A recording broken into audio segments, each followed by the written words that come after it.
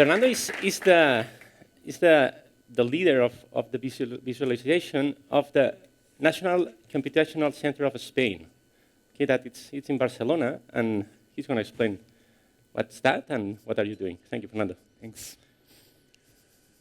I feel thanks. I feel a little bit like a fish out of the water, so I'm going to start my story way back. In 1986, I took a programming course in the Logo programming language. If you don't remember or you don't know about it, it was a language where you had a little turtle, and you with commands, you could make the turtle go forward, left, right, rotate, and draw lines with that. The hype for Logo at that time was awesome. You could see it in the magazines, you could see it everywhere, you could create magic. Of course, after a lot of effort, sweat, tears, and maybe days and probably weeks of work, you could manage doing something like that.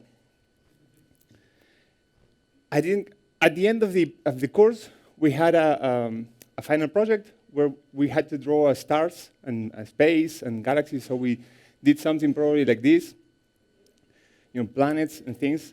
I don't have any material from that. This is probably what it looked like. I remember it more like that. For me, it was amazing. It was an incredible experience. It changed my life. I was very, very young. We used Vangelis as a soundtrack. We had to synchronize it with a cassette player by hand. And obviously, space, Vangelis, and stuff, we were terribly copying Cosmos by the time. Carl Sagan was a huge influence in my life. He was a great science disseminator, and he probably propelled me to study science and now to do a lot of this science dissemination. Another thing that impacted me a lot that year was that Argentina played a final against Germany, and we won the World Cup. Anyway, 28 years later, there was another final. I'm not going to talk about that too much. But a little before that, in February of that year, we premiered a proper documentary that I created with a great team, where we had galaxies and stars and planets and satellites moving, everything driven with data, with actual data. So we had scientists telling what they do with the supercomputer here in Spain, and we had the data moving just next to them. It wasn't like I spent 28 years doing the same thing. Actually, this documentary, we also explained other projects that are done at the center, which had to do with wind power, for instance. Companies like Iberdrola that work with us, we do simulations for them, and this is data visualizations of simulations of some of their parks. At the center, we do also genetics. We do a lot of biomechanics.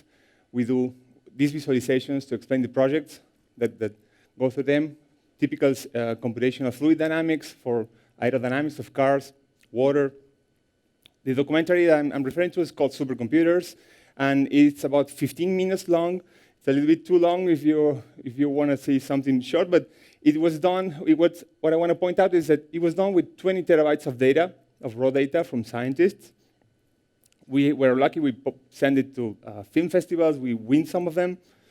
I didn't come to talk here about this. Actually, you probably wonder what I'm going to talk about. Just to remind you, I'm Fernando Cucchietti. That's my last name. That's how you write it. And I work at the Barcelona Supercomputing Center.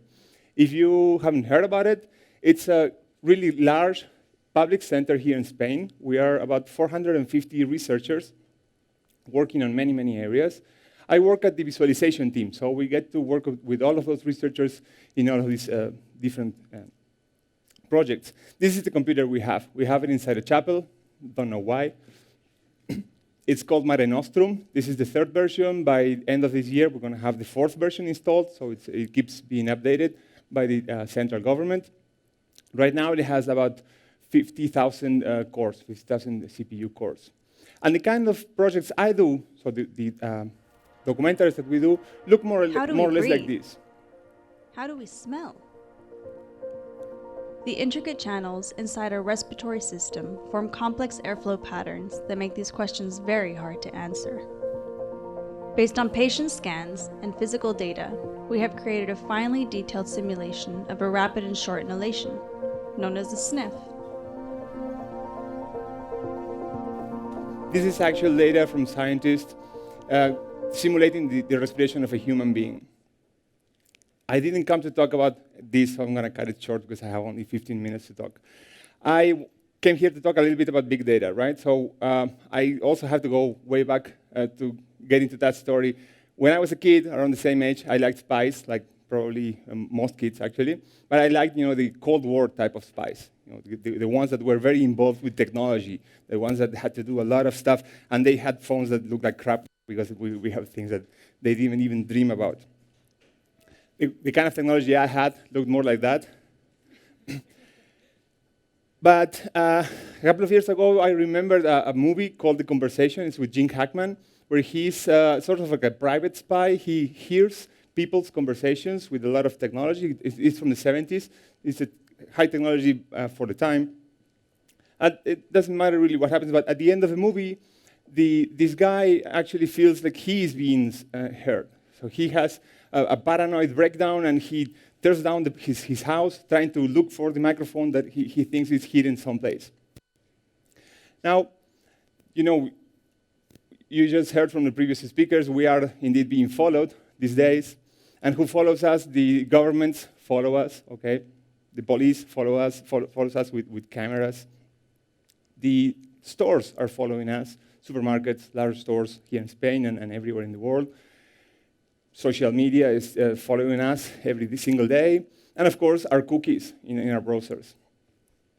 And I'm not going to even talk about the telephone companies. They are following us, and they know a lot about what we do and who we talk to. So this is all a little creepy, and last summer, we decided that we also wanted to creep people out ourselves, and we wanted to follow the attendance, the audience of the Sonar Music Festival in Barcelona. So, sorry, I have this. I want to say we wanted to follow people not because we wanted to do bad things, and other people don't do bad things with the data they gather, right? So actually, governments follow us to try to make citizens have better lives. Social media and apps track us to give us better recommendations, right? To give us better experiences. Cities also want to follow their citizens so they can have better experiences in their city and enjoy better lives. So what we wanted to do was to create some knowledge and create a better experience at the Sonar Music Festival. This is the design from this year, but we did it last summer. And the project was called We Know What You Did Last Sonar. What we did, well, this is my team. This is the visualization team. It's a very heterogeneous group of people. People coming from art to technology, and I come from physics and science. And this is the hardware that we use, something that you buy for 20 euros. It's a Raspberry Pi, a small microcomputer that we installed around the place.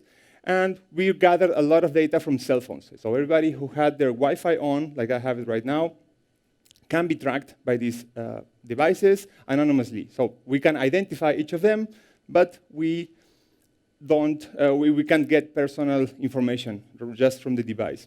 So this is what the festival looks like. Actually, that's a view from the stage, and everybody's having some beer right now at this point.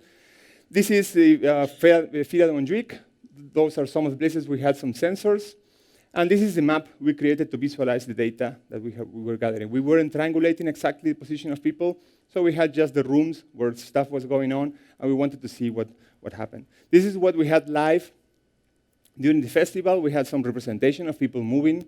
Let's say they weren't just circling around. It was just density of people in each of the rooms. And we were following each of them individually. So we could go to another screen and track each person and see now in this visualization, each of the rooms is a clock, and you can see the path that one person took from one room to the other at each of the times that he passed by.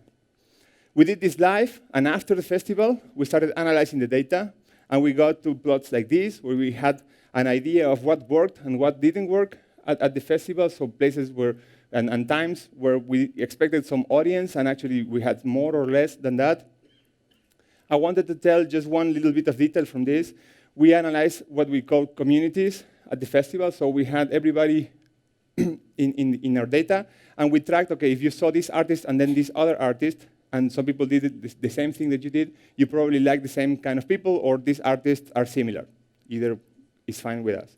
And we identified with our algorithms 3 types of people.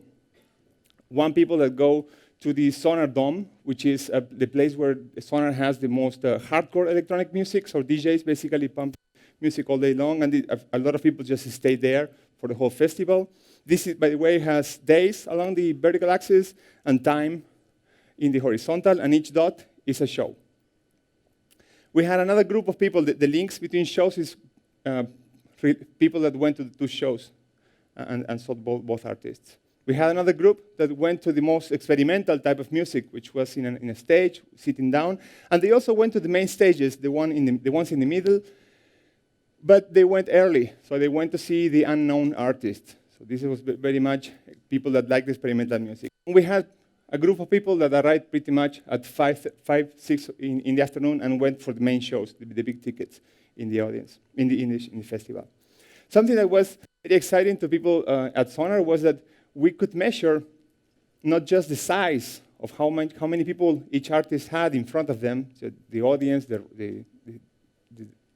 a photo, sorry, I can't remember the name in English.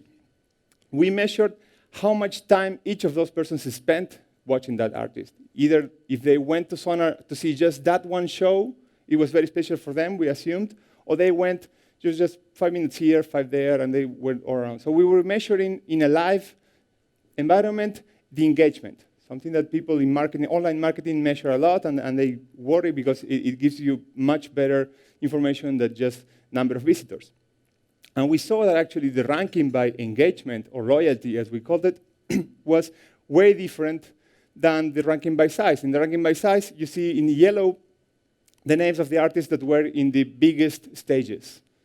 Okay, so those obviously win in the competition by size, but they lose, and some go very, very down when we track the loyalty, the engagement of these people. This is, again, the slide of the project. And when I prepared the talk, I really wondered what would you like to hear. I work a lot with big data. Big data is something that we are used to a lot in a supercomputing environment. And I saw this unknown legal territories slogan for the event. And I thought, okay, yeah, I know a lot about big data, new tech, and I cannot give any kind of legal advice, obviously, right? I cannot even go into there. But I do know some things that are causing some problems, what people call controversial issues. So I just wanted to mention a couple of them and tell you what things that we might want to look for in the next couple of years. Big data is something that everybody has one or two definitions at least. Okay, my definition is that big data is a lot of numbers or of information that you can use to extract knowledge that it wasn't obvious at first sight. So you could see a lot of numbers, and maybe there's a pattern hidden, but you are not a computer, you cannot process that large information, and you want to extract that, either automatically or visually. So what I work is the visual part, how you do that visually, and I have people in my team that do these algorithms to extract this information automatically. But this is big data for me. Now, it doesn't really matter if the volume is super, super large. You can already do this type of techniques with small data. The project for Sonar actually was not that big. By the end, it fit in my laptop. The size of the data set actually is the bottleneck. So this is a list of breakthroughs that people have identified that happened in the last few years. And the breakthrough is on the first column. And on the second column, you see when the data set for that breakthrough was available. And the column on the right, you can see is when the algorithm was invented. So you can see that the average invention of the algorithm is about 18 years before the breakthrough. And they can only do these discoveries when they get the right data set. So this is why data is important, why big data is giving a lot of news lately. What are the controversial issues that we see happening in these days thanks to this happening? Well, one is I'm worried about who owns, for instance, the intellectual property of something that hasn't been created by a human. If you saw the news last year, there was a trial, I think in the US it was, where a monkey took a selfie, and the photographer that gave the monkey the camera wanted to own the rights, and some people were using actually the photo because no, the monkey has the rights, and so they wanted to pay royalties actually to the institution that has the monkey so they could feed him better bananas, I don't know. right now, we're at the point where algorithms are discovering stuff, and I'm doing research where algorithms are creating stuff. We are doing music this year. We have an algorithm composing music. We have algorithms already writing text that is readable and it has some of the content that you want to have, images. So who will own the IP for that? That's an interesting question for me. It's maybe a little subtle, so let's go to another one I think it's interesting, is, you know, these automatic cars that are being created by Google, and a lot of the car companies are having artificial intelligence drive cars. So at some point, they have driven a lot of miles, and that's how they get all the information on how to do stuff. At some point, you know, it will happen that a car will have to decide whether it kills or probably kills the people in front of the car or kills the passenger. This is a very important legal and commercial question, because who wants to buy a car that will kill you if you give it a chance? And this comes again to the size of the data set. The cars don't know what to do right now because they haven't faced this situation yet. But if they, for instance, could face it for long enough, they would decide themselves. And we would just be sort of an audience for that. And how this happens, the data sets inform these algorithms, is something you might have heard. It's a word they call deep learning. I'm not going to explain it a lot. I'm just going to say you don't be afraid by the name of deep. It's called deep because it's an architecture of data that it's very, very tall. You put one unit on top of the other, and it's very, very long in that direction. And they call it learning because they see something that already has happened, and they extract sort of an idea of what to do in that same situation again. But these methods cannot predict something that was out of the data set, out of the original data set. This is why cars don't know whether they should kill us or not yet, because they haven't seen this enough. If they see it, maybe. But what do you do to avoid this? And this is exactly what we do at the Barcelona Supercomputing Center. All of the scientists that work with me, some work on big data and this type of things, a lot work on the simulation aspect. And this has been done for a lot of time. Simulation is just putting into context, in a model, in a computer, and creating something, some change, that would be either impossible or too expensive or immoral or unethical to do in reality. And you can do experiments there because it's for free, basically, right? So this is simulation. And to finish, what I wanted to show you is our latest mini documentary. Do I have 3 minutes? OK. It's 2 more minutes. So we have a mini documentary exactly showing this type of simulation, but applied to societies. So how you could model and how would you solve problems that haven't happened before with simulation. Let's see.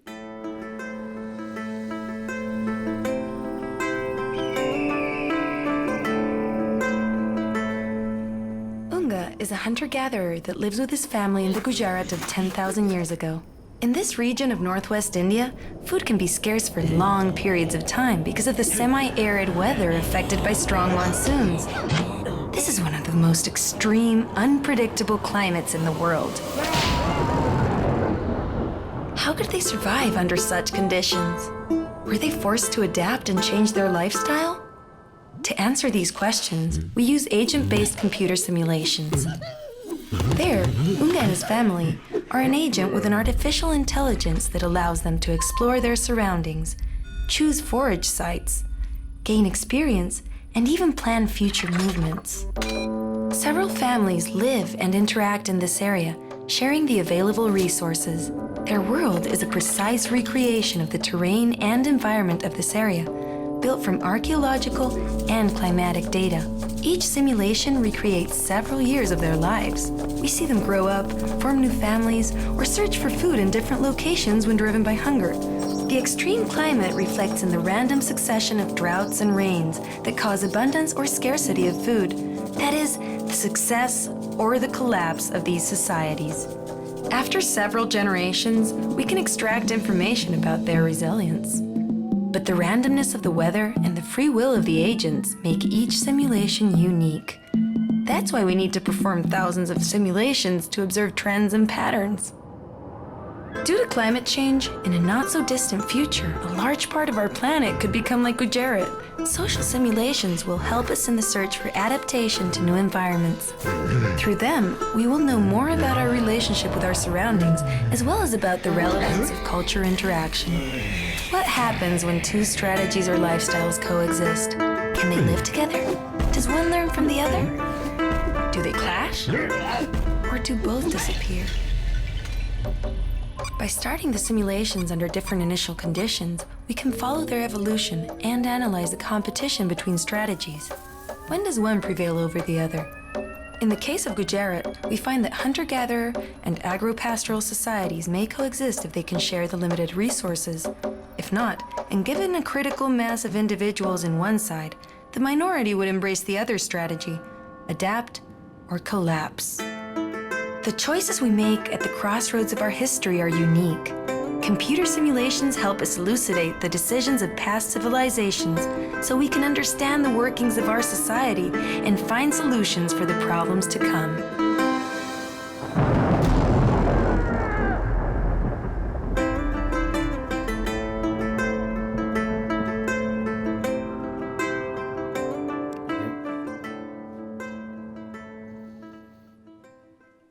So I have it. Thank you. Fernando, I think that probably where you are working, you get questions like the question about the car. And I think that you are in the next frontier, asking questions because you know that the technology can do things that probably we don't know. Mm-hmm. And what do you do with that kind of new information? You share, you apply to companies, for example. Can you explain a practice apply of that kind of technology, for example, for companies here in Spain? Yeah, so we have applied the same type of technology, for instance, in an incinerator, where it's a huge machine where they burn trash, and it has about, they burn trash 24 hours a day. It's a huge machine, and it's sensorized. It's about 500 sensors pushing data every second to a server. And it's very complex to operate, so it's actually larger operation room than a 747 or some, it's very complicated. And what we created was an algorithm that took all this data and analyzed it for a whole year and created some knowledge to advise the operator of the machine on what to do if things went out of normal. These people want to keep it in a most efficient possible regime because they create energy out of that. They set this energy, and they also get money out of burning trash. So if things go below 90% efficiency, they are not in good business anymore. So we help with this type of technology in that type of industry is actually one made for the other. Okay, and my last question. That computer probably is strong and that the computer goes to the moon. Where are we going? What are you seeing in this industry that you are? That's a very good question. I think we're going into computers sort of everywhere and intelligence assisting us. So these virtual assistants that like Siri or the ones that sort of recommend you very simple stuff today, in 5 years, they're going to be huge helpers. Every single day, we're going to rely on them. Just like right now, we really don't remember how we used to drive without Google Maps or some of GPS in our phones. I think we're going there, so it's going to be everywhere, and I think that's the reason why people are investing so much into this artificial intelligence. People play big muscles when they win at Go or they make these big shows, but the actual applications are much smaller and just recommending you should go to skim milk instead of whole milk for this week because you have been eating too much and stuff like that. Some people say that it's outsourcing our brain because we probably don't remember the phone numbers of our relative right now because we outsource that part of our brain here in a machine. And which part of our brain is going to be outsourced? No, but we are doing that. Yeah. I think all referencing to stuff is going to be already pretty much outsourced. So we don't go into a discussion in a bar without taking our phones and no, the actor for this movie was such and such.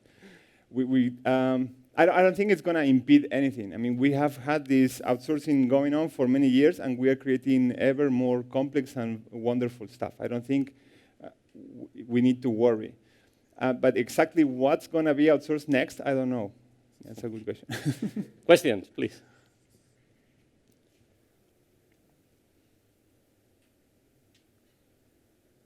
No questions? Then thank you very much, Fernando. Sure, Thank thanks. you.